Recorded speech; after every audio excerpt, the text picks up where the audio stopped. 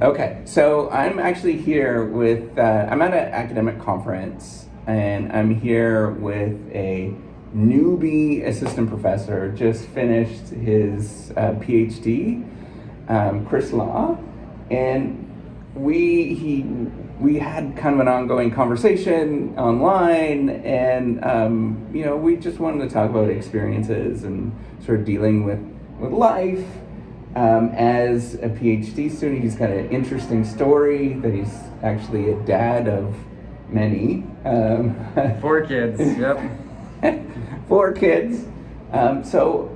Chris, I don't know if you want to talk about your experiences as being a dad, being a PhD student. How did you deal with this? This seems very challenging.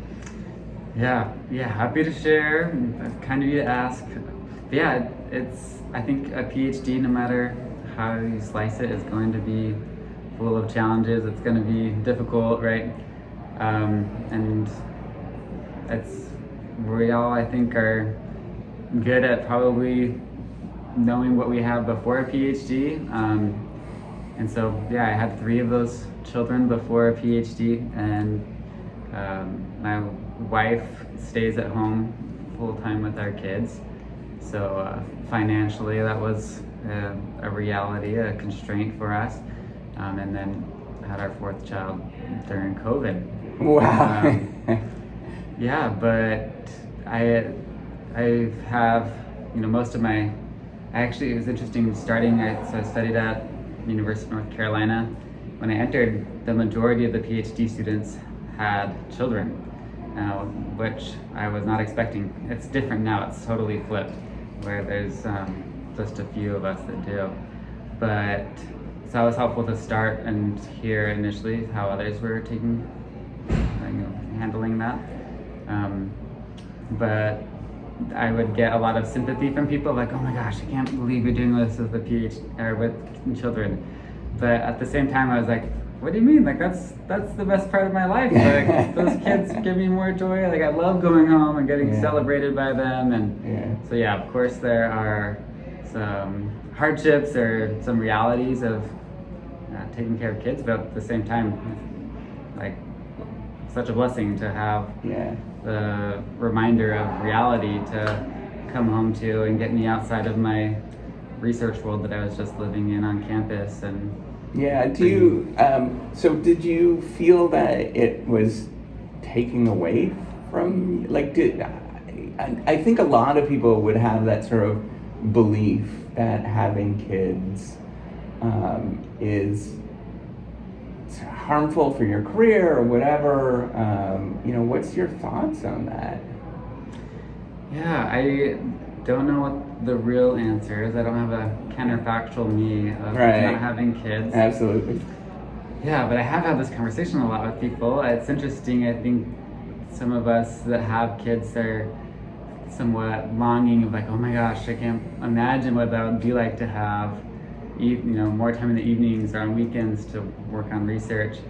But then my friends that don't have kids, they look not just at me but others are like, wow, you are like during those hours of 8 to 5 or whatever it is, like you are so productive. Like you do like twice as much work as I do over this time. And so I think there's something cognitive about having this bound time that I need to get more done, and so I'm going to focus and crank out some work because it's not really that great of an option for me to work on Saturday or Sunday. I always think like I forget what the principle is, but basically if your time is bounded, that you end up sort of feeling the space of how much that bounds are. That's what always happens to me. Is that you're sort of navigating, I don't know, eventually you just kind of like, this is good enough, let's just go, right?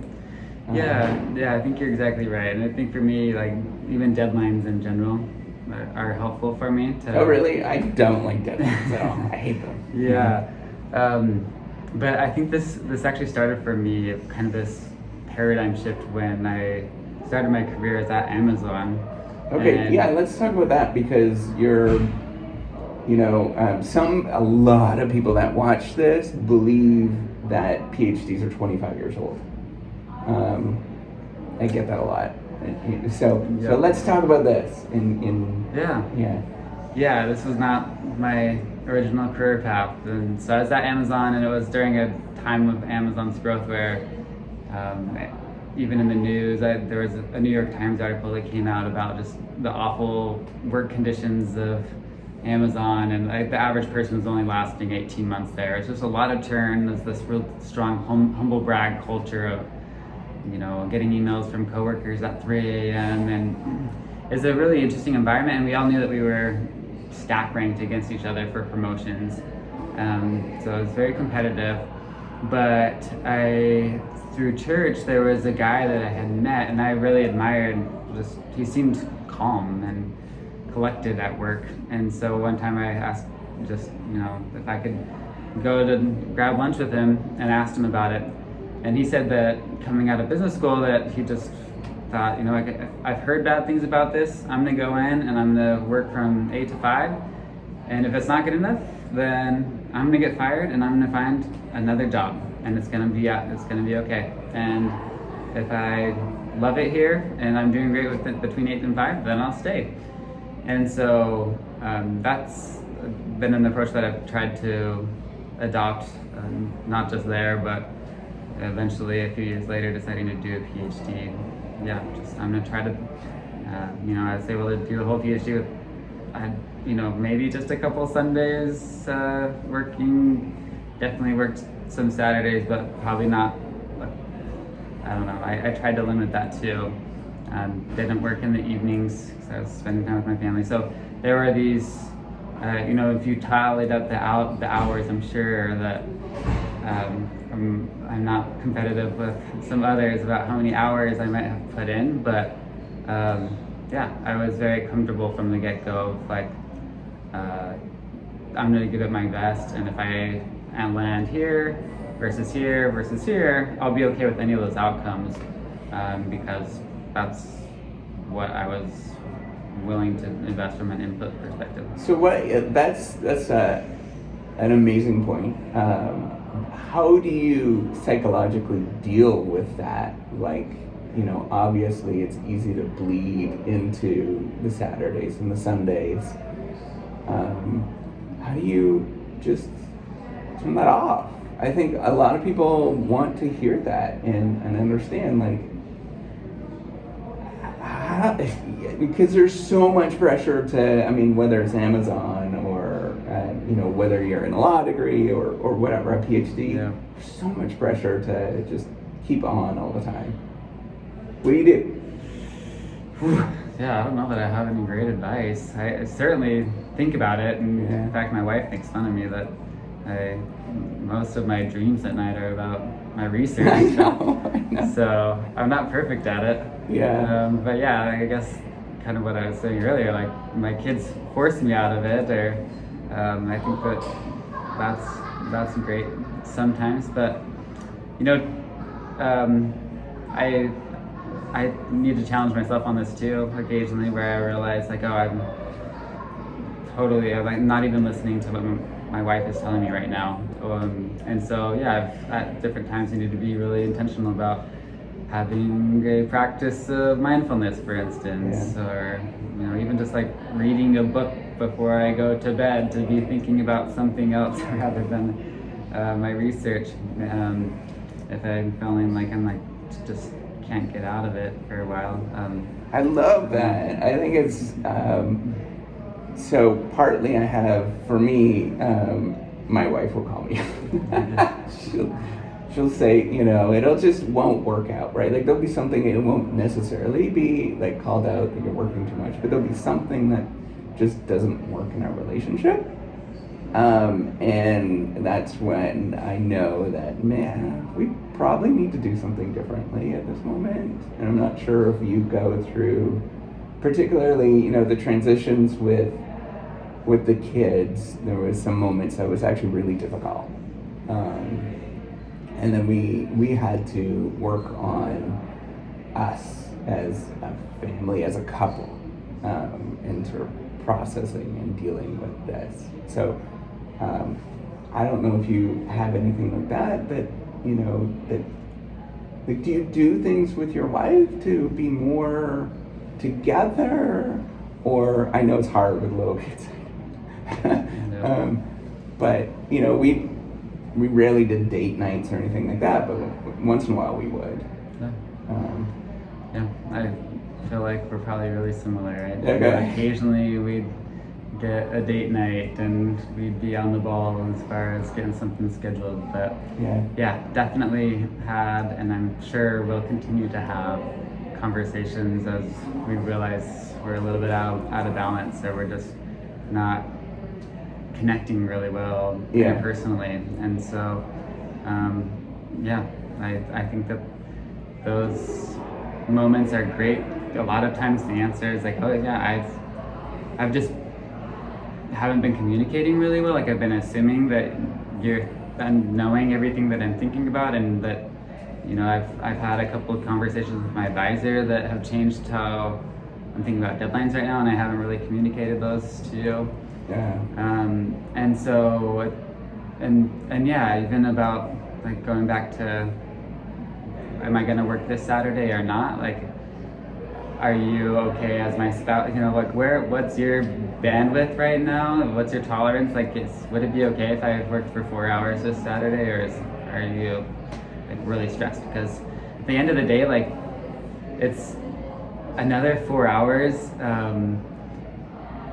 It's hard to know what that is going to do for my career. From the long-term perspective, probably nothing. But if I have a deadline, if I'm flying out to a conference on Tuesday, then an extra 4 hours on Saturday would be awesome. And so, just being, I think communication is so important. We experimented early on with having, so my wife, I don't want to disclose what she does, but she's like in a medical profession field, and so she works a fair bit. She works weekends, so we experimented with having a sitter at our house when the kids were little, and I would be doing work in our house, and it was like the stupidest thing ever. It just did not, because I felt like so dumb. I'd be sitting in the room, and then the sitter would be over there watching TV with the kids. I was like, what am I doing? So that experiment was a complete bust, because we're very, with her family, particularly when they were little. Now they're a little older, but with their family, we were really involved. We would go outside. We were on our street all the time. Like, we just had neighborhood kids that would be running around. We'd be the parents that would be sitting outside. And I know that's not like intellectual, but I want people to understand like the sort of normative things that go on. I want people that, like yourself, to realize that, hey, it's okay to be normal. Whatever that looks like. I don't know if you're aware, maybe you've already shared this through the platform, but there's a perspective that was, I can't remember the outlet, but Ezekiel Hernandez is, I really respect him. So he gets his PhD at Minnesota, then he gets an awesome job at Washington University at St. Louis, and then he goes to Wharton. And he's first generation college student, first generation American, and gets tenure at Wharton. And so Wharton is University of Pennsylvania Business School, and it's like other than the Harvard Business Schools. That's incredible. And just like the journey that he's been on, so many odds stacked against him, but he writes this piece basically saying, like, you know what, like, I violated so many of these norms. I had kids, I never worked on a Sunday, like all these things that was basically trying to be transparent about. A lot of times we laud this culture of like, you should always be working and you should never take time off, but it's not healthy. Like, I am gonna put a step forward here and say, I don't follow those norms, and not that it will work out for everybody, but they worked out for me, and let's try to change this conversation a little bit. And so I read that as a doctoral student, like, oh man, that's awesome. And of course, it doesn't necessarily mean that if I do this, I'm gonna end up at a great school or anything, but like, how freeing would that be just personally, that I lived according to what I thought was best, and that's awesome. The outcomes come. I mean, I do talk about that a lot. You probably see that, right? Like, I talk about the sort of, it takes courage to just be like, that's it, I'm gonna do this, and so be it. Yeah. I mean, but how else do you navigate the pressures of that? So I also see, I mean, do you exercise? You look like you're very fit. Is that a part of managing what goes on? Yeah. I used to. It's somewhat fluid. Like, during the first couple of years of the PhD, I cycled a lot. Then I kind of got a little wet feet about, like, maybe I shouldn't do this. Maybe it's a little dangerous. I was only doing it during commuting hours on roads that didn't have shoulders, and I was riding by myself. So I actually found this organization that somebody told me about, that it's a super weird organization called F3. Oh, wait a minute. Yeah, that's right. I was in it for a while, but I heard it hurt my knee. Hurt my hip. Totally. I've loved that. So what it is like a group of men throughout the country. They meet in the mornings and take turns leading workouts, and it's pseudo-religious organization on top of it, kind of, but it's more of just like dudes getting together in the morning, I think. And so I've learned about myself as an adult. Like, I love being active, but I'm such a social exerciser. And so if I am playing a sport or with other people, I will do anything, but to make myself do something on my own is pathetic. And so, and the side benefit to that, I was shocked, a few months into it, like, wow, the emotional and relational element of it, just having a group of people that I was connecting with a few mornings a week, was a real boost that I wasn't planning on. No, I don't want to evangelize or anything, but it was pretty cool. When I was doing it, it was a good experience for sure. Yeah, and as an organizational scholar, it's a very odd organization, and even different to go from one place in the country, North Carolina, to Texas now, and like there's a group, I think, right? I bet you there is. Oh, there is, yeah, but it's different, and it's similar but different. So it's been fascinating. Yeah, it's all volunteer, and I don't know how it evolved, but it's different every single place. So tell me, so what's your research on? Like, let's talk about. I wanted to start with like, hey, you were kind of a quote unquote normal functioning human being, right? But you're also doing like interesting stuff. That's important. So what is that about? So most of my research is looking at new organizations and how they form. So in the business school, this takes the form of entrepreneurship. I ended up studying these 8 very young tech companies, and every 6 to 8 months I would interview a handful of people in the company, the founders and some of the early employees. And I was really interested in how culture forms in these new organizations. I was reading research, and there's some theories out there, but it seemed very oversimplified, that whatever the founder believes in, that's what the organization ultimately embraces. And so for 2 years I followed these organizations and have been trying to build a more nuanced theory for how culture forms, specifically looking at key decisions that founders make that might push culture in one way or the other. So that's kind of some inductive, like, theory building work. It's qualitative mostly. not all of my work is like that. Some of it is more archival and deductive. So what's archival for those that are? Yeah, meaning that I have data that has already been collected in some form, and it's looking at the past and trying to usually test an idea, test a theory that exists.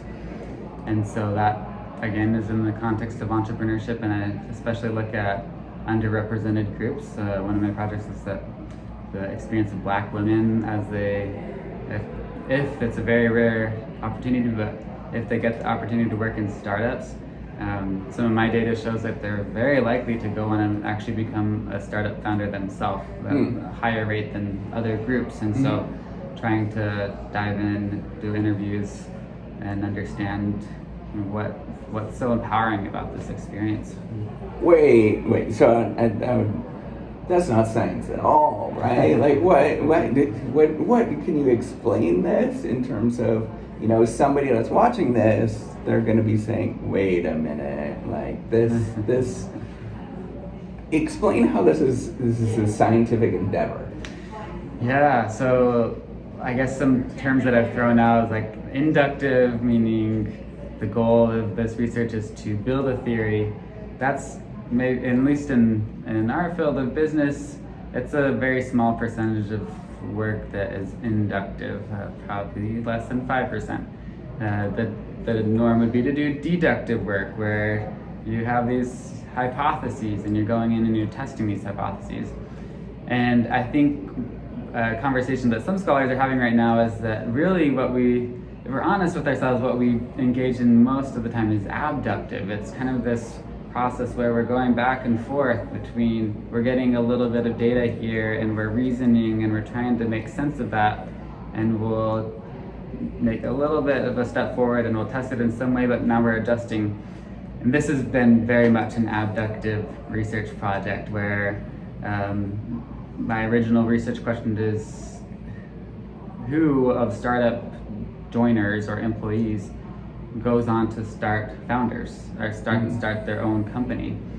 And surprisingly, it's Black women from a demographic perspective at much higher rates than anybody else. So now it's becoming very exploratory, where it's like, wait, this is unexpected, because we have a lot of data that would actually suggest that they would be the least likely perhaps to become a founder.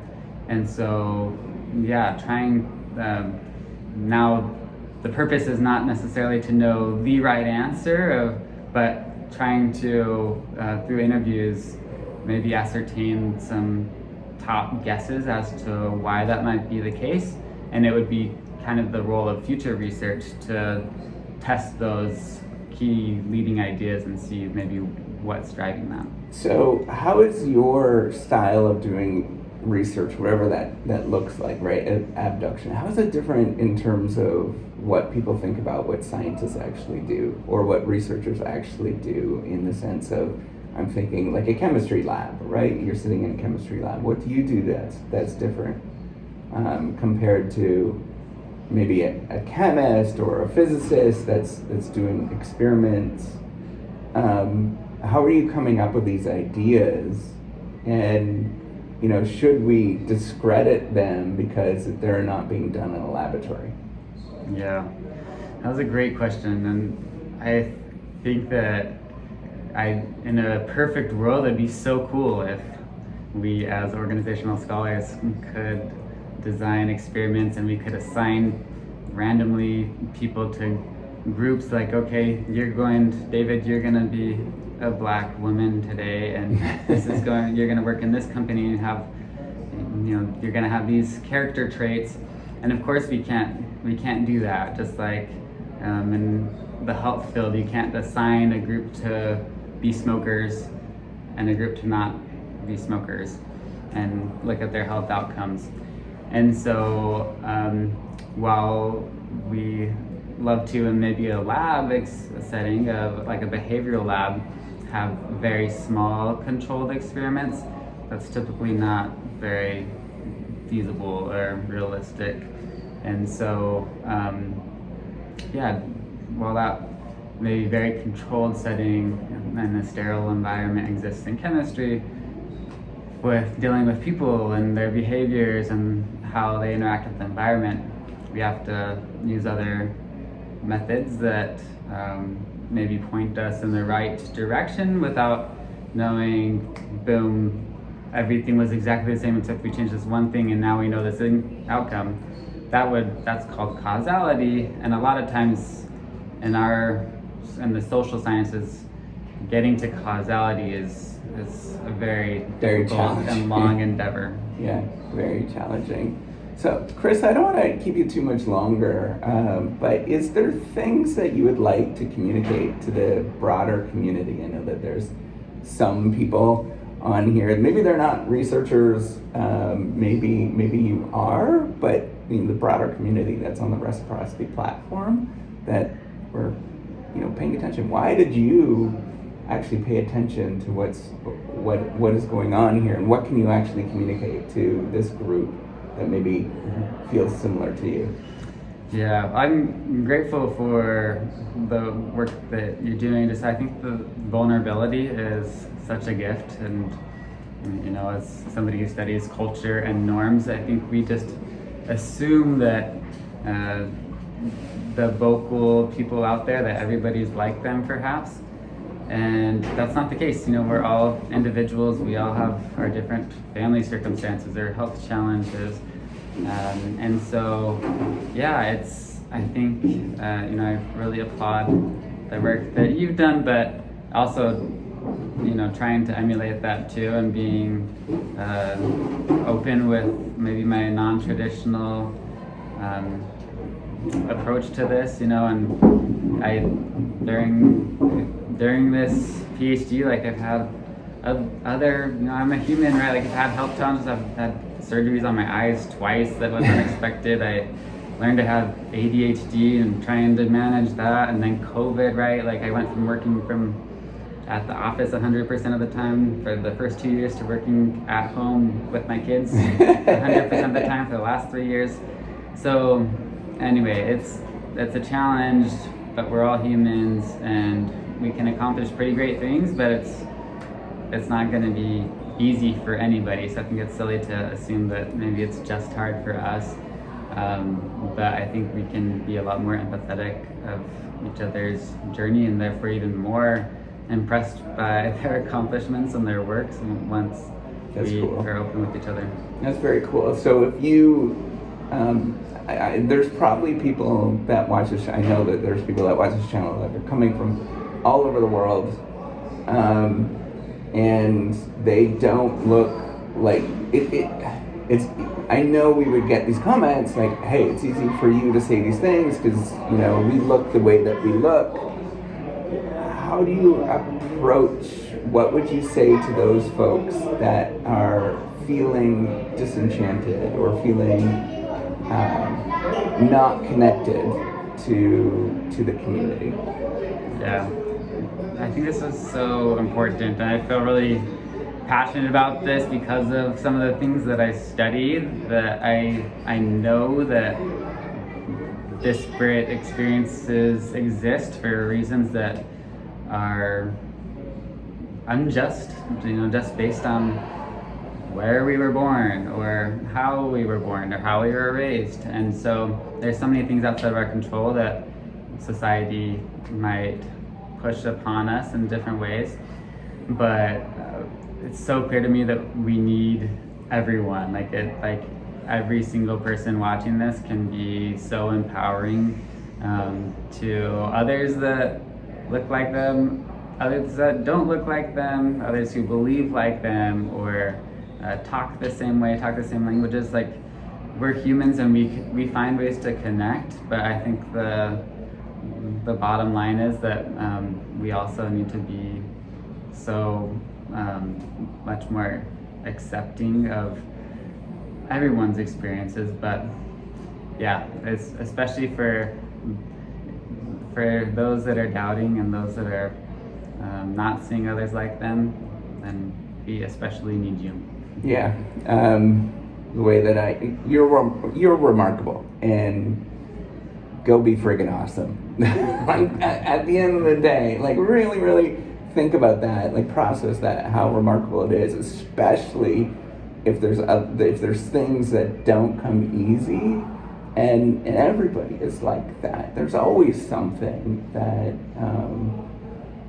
is a challenge, and so you have to embrace who you are. And I think telling other people that it's okay, you're gonna get through, I think is an important thing. So thanks, Christopher. Thank you. It's awesome to hear a fellow person that you've got so many other things that are outside of the research world that matter to you, and yet you're still making it work. Well, thanks. Yeah. I had the blessing of getting to go to a conference like this my second year of a PhD. It was really eye-opening, and I had the fortune of meeting David. But I think just any of those opportunities to see what's out there, see what's possible, expand our minds a little bit, and but I am a very, very normal intelligence person, and we can make things happen that we stick our minds to, and so you can do it because you're awesome. But on top of that, like, we completely underestimate how much we can accomplish in 5, 6, 7 years. I don't know, however long it is, and then you start extrapolating that to 10, 20 years. I mean, there's just so much that you can do, and I think we should be just impressed. One step at a time. One step at a time. All right, thanks everybody. Thanks, Chris. Yeah, thank you. All right, bye.